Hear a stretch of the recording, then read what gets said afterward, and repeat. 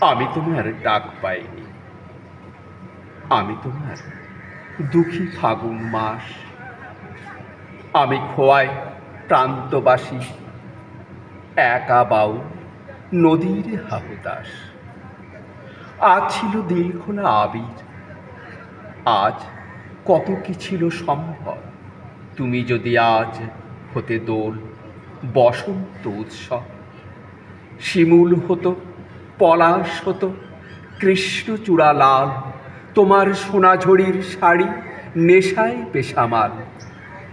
আবির হয়ে উঠত এমন শান্তিনিকেতন। তুমি যদি ডাক পাঠাতে, ডাকবে যে কখন।